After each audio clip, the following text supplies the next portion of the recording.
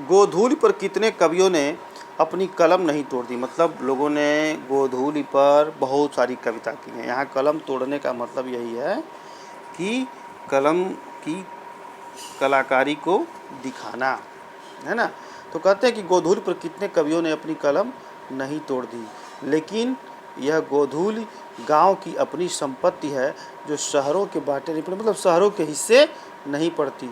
एक प्रसिद्ध पुस्तक विक्रेता के निमंत्रण पत्र में गोधूलि की बेला में आने का आग्रह किया गया था। गोधूलि वही सायंकाल की बेला, लेकिन शहर में धूल धक्कड़ के होते हुए भी गोधूलि कहा। सही बात है, गोधूलि शब्द जो है गांव में ही शोभा प्राप्त करता है, क्योंकि उसी में उसकी सहजता है।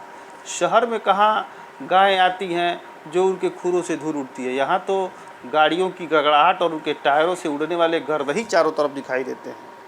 कहते हैं कि यह कविता की विडंबना थी, और गांव में भी जिस धूल को कवियों ने अमर किया है वह हाथी घोड़ों के पग संचालन से उत्पन्न होने वाली धूल नहीं है, वरन गोपालों के पदों की धूल है। यानी गांव की जो धूल है वह गाड़ियों की धूल नहीं, वरन हाथी घोड़ों या गायों के पद संचालन से निकलने वाली धूल है। तो ये उसका सौंदर्य है। नीच को धूल समान वेद वाक्य नहीं है, है ना। धूल को कुछ लोग तुच्छ समझते हैं, तो नीच को धूल समान मतलब धूल के समान तुच्छ, ऐसा लोग समझते हैं। तो ये वेद वाक्य नहीं है। कहते हैं कि धूल जो है तुच्छ नहीं होता, धूल बहुत महान होता है। किन अर्थों में? कहते हैं कि सती उसे माथे से, योद्धा उसे आँखों से लगाता है। यूलिसिस ने प्रवास से लौटने पर इथाका की धूल चूमी थी। यूलिसिस एक व्यक्ति का नाम है जो होमर के महाकाव्य ओडिसी का एक पात्र है ना। तो उसने विदेश से लौटते हुए, इथाका एक जगह का नाम है, वहाँ की धूल को उसने चूमा था। यूनान का एक स्थान है इथाका, तो वहाँ की धूल को उसने स्पर्श किया था। श्रद्धा, भक्ति, स्नेह, इनकी चरम व्यंजना के लिए धूल से बढ़कर और कौन साधन है। यहाँ तक कि घृणा, असूया, असूया का मतलब होता है ईर्ष्या आदि के लिए भी धूल चाटने, धूल झाड़ने आदि की क्रियाएं प्रचलित हैं। यानी दूसरे को नीचा दिखाने के लिए लोग कहते हैं मैं तुमको धूल चटवा दूंगा, है ना, धूल की तरह से उड़ा दूंगा, धूल की तरह से झाड़ दूंगा, इस तरह की बात। लेकिन धूल का महत्व स्वामी विवेकानंद जानते हैं। धूल का महत्व एक योद्धा जानता है। स्वामी विवेकानंद का जिक्र मैंने इसलिए किया क्योंकि जब अमेरिका में धर्म संसद हो रहा था तो उस समय भारत का प्रतिनिधित्व करने वाला कोई नहीं था।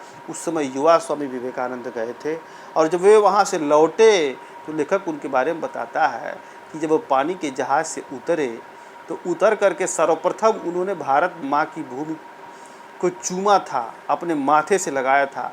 और जैसे एक बच्चा अपनी माँ को बहुत दिनों के बाद पा करके रोता है, वैसे ही स्वामी विवेकानंद भारत की धरती पर उतर करके खूब फूट फूट करके अपनी मातृभूमि के लिए रोए थे। तो धूल, धूल, धूली, धूरी आदि की व्यंजनाएं अलग अलग हैं, यानी सबके जो विशेष अर्थ हैं वो अलग अलग हैं। धूल जीवन का यथार्थवादी गद्य, धूली उसकी कविता, और धूली छायावादी दर्शन है। छायावादी दर्शन किसको कहते हैं? तो यह प्रकृति और सृष्टि के रहस्यों को अति उनके गूढ़ अर्थों को बताता है ना, उसी को छायावादी दर्शन कहते हैं, जिसकी वास्तविकता संदिग्ध है। और धूरी लोक संस्कृति का नवीन जागरण है। इन सबका रंग एक ही है, रूप में भिन्नता जो भी हो, मिट्टी काली, पीली, लाल तरह तरह की होती है, लेकिन धूल कहते ही शरद का मतलब होता है विंटर, शरद, सर्दी का मौसम के धुले उजले बादलों का स्मरण हो जाता है। धूल के लिए श्वेत नाम का विशेषण अनावश्यक है, वह उसका सहज रंग है। यानी हम धूल को श्वेत नहीं कह सकते, धूल अपने आप में एक विशेष रंग है, रंग रखने वाला शब्द है। हमारी देशभक्ति धूल को माथे से न लगाए तो कम से कम उस पर पैर तो रखे। कहने का मतलब यह है कि आजकल के जो युवा है ना, उनको ज़मीन से, मिट्टी से, धूल से बड़ी घृणा है, यानी मातृभूमि से घृणा होती जा रही है। आप लोगों ने सुना होगा कि दिल्ली के एक यूनिवर्सिटी में भारत के विरोध में नारा लगाया गया था कि भारत तेरे टुकड़े होंगे। अब बताइए ऐसे युवाओं को क्या कहा जाए, है ना। कहते हैं किसान के हाथ पैर मुंह पर छाई हुई यह धूल हमारी सभ्यता से क्या कहती है। हम कांच को प्यार करते हैं और धूल भरे हीरे में धूल ही दिखाई देती है। भीतर की कांति, कांति का मतलब होता है चमक, कांति आँखों से ओझल रहती है, लेकिन ये हीरे अमर हैं और एक दिन अपनी अमरता का प्रमाण भी देंगे। अभी तो उन्होंने अटूट होने का प्रमाण दिया है। हीरा वही घन चोट न टूटे, वे उलझ कर चोट भी करेंगे, उलट कर चोट भी करेंगे और तब कांच और हीरे का भेद जानना बाकी न रहेगा। तब हम हीरे से लिपटी हुई धूल को माथे से लगाना सीखेंगे। तो इस तरीके से हम भले ही मिट्टी पर अपना पैर न रखें, धूल पर अपना पैर न रखें, लेकिन कम से कम अपनी मातृभूमि से तो प्यार करें, अपनी मातृभूमि का सम्मान तो करें, है ना।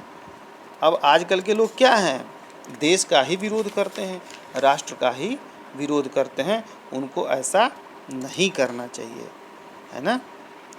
ऐसे लोग